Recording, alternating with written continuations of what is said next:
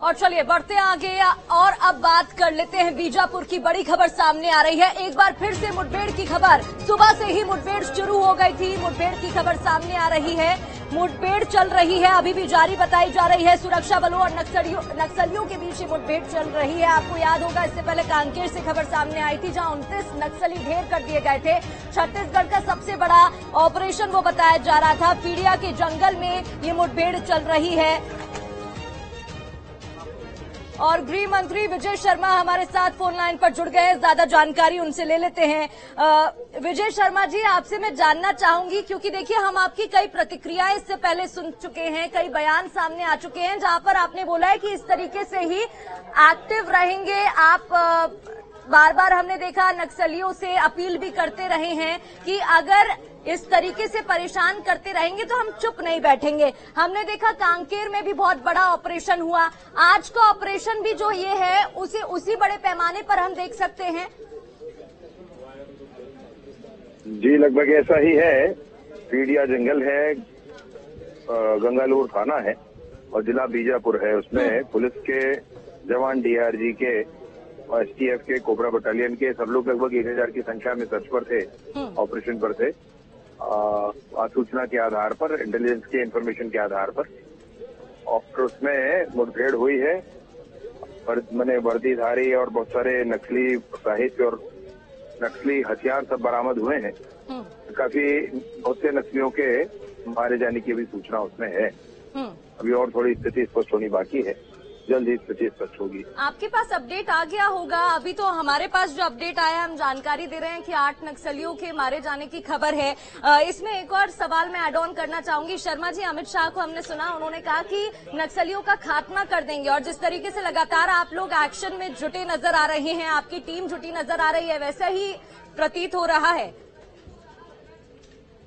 देखिए, नक्सलवाद को खत्म करने का एक ही विषय साथ में हमारे है, जो हमारे ध्यान में है, जिस पर हम लोग ज्यादा गंभीरता से काम कर रहे हैं, वो है परस्पर चर्चा का।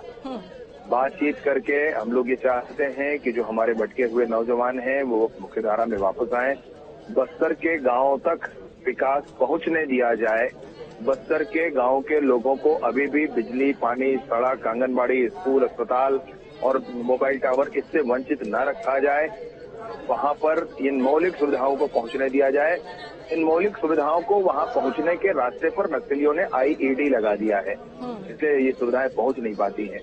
बिल्कुल हम लोग एक नक्सली, 2 छोटा समूह, बड़ा समूह जो भी है, सबसे हाथ जोड़कर विनम्रता पूर्वक बात करने के लिए तैयार है और इसमें पुनर्वास की अच्छी नीति के साथ तैयार है। वापस लोग आएंगे तो उनको कोई परेशानी नहीं होगी, ये इस बात के साथ हम लोग तैयार हैं। और इसलिए मैं बार बार निवेदन करता हूं कि बातचीत के आधार पर ये चीजें स्पष्ट होनी चाहिए। उन स्थानों पर बस्तर के गांवों तक विकास की गंगा ले जाने के लिए सरकार प्रतिबद्ध है। विष्णुदेव जी की सरकार, उसमें कोई संशय नहीं है। अमित शाह जी ने जो कहा है होगा, उसमें भी कोई संशय नहीं है। बिल्कुल। और शर्मा जी, आप देखिए डिप्यूटी सीएम है, गृह मंत्री हैं, एक बड़ा विभाग आपके अंतर्गत आता है और हम देख रहे हैं किस तरीके से कामकाज भी चल रहा है। लेकिन अगर हम बिल्कुल निचले स्तर पर बात करें, बेसिक यहाँ पर जानकारी निकालने की कोशिश करें, तो कोशिश ये भी होती है कि कैंपेन्स चलाए जाएं, जागरूकता बढ़ाई जाए, क्योंकि एक तरफ तो हम देख रहे हैं सख्त होकर आप जो है एक्शन देखने को मिल ही रहा है, दूसरी ओर ये भी कोशिश की जा रही है कि अभियानों के तहत खुद ही सरेंडर कर दें और जो बेसिक शिक्षा है वो वहां तक पहुंचे। नहीं, बिल्कुल यही है। देखिए, सरकार की प्रतिबद्धता बिल्कुल स्पष्टता ये है कि ये काली छाया बस्तर से हटनी चाहिए, बस्तर के गांवों में संपन्नता आनी चाहिए। और ये अगर वो कहते हैं कि जल, जंगल और जमीन बस्तर के आदिवासियों का है, तो ये सबका सोचना है भाई। मैं सोचता हूँ ये मेरा भी सोचना है और ये आपका भी सोचना है और ये सरकार का भी सोचना है कि जल, जंगल, जमीन पर उनका ही अधिकार है, वही प्रमुखता से है इस विषय पर, तो किसी को कोई संशय नहीं है।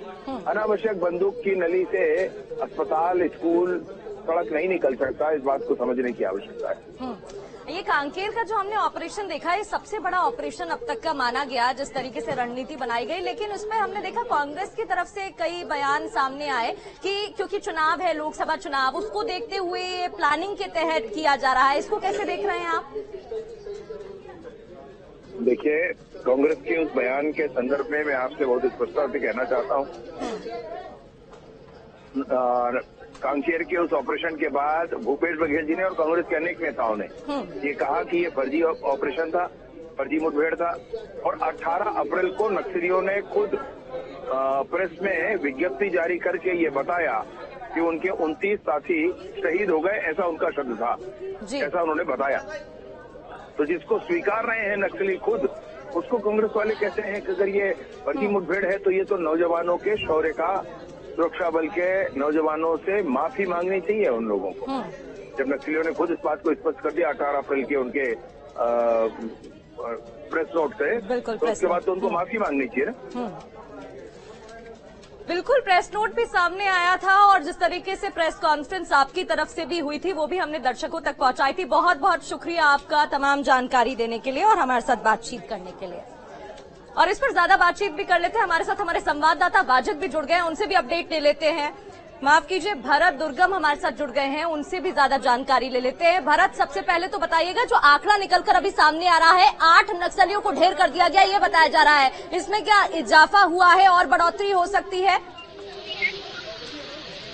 बिल्कुल प्रगति, मैं आपको बता दूं जिस तरीके से जानकारी बाहर निकल के आ रही है, नक्सलियों की जो बड़ी जो कैडर के जो नक्सली है वो जो पीड़िया जो जंगल पड़ता है, घनी जो जंगल वाली इलाका है, वहाँ पे नक्सलियों की जो मौजूदगी है वहाँ होने की उपस्थिति पुलिस को जानकारी मिल रही है। जिस जानकारी के अनुसार पुलिस की एक टुकड़ी इस इलाके से निकलती है, सीआरपीएफ, कोबरा, एसटीएफ सहित जो जवान है उस इलाके पे निकलते हैं और जबरदस्त जो मुठभेड़ है, जो इनकाउंटर है वो देखने को मिलता है। सुबह से ही जवान उस ऑपरेशन पे निकले थे। जिस तरीके से तीनों जिलों की एक संयुक्त बड़ी कार्रवाई थी जो सुबह 6 बजे से बताया जा रहा है, उस इलाके पे नक्सलियों के जो बड़े जो लीडर्स हैं, पापा राव जो डीवीसी के जो ठीक है, भरत आप नजर बनाए रखिएगा।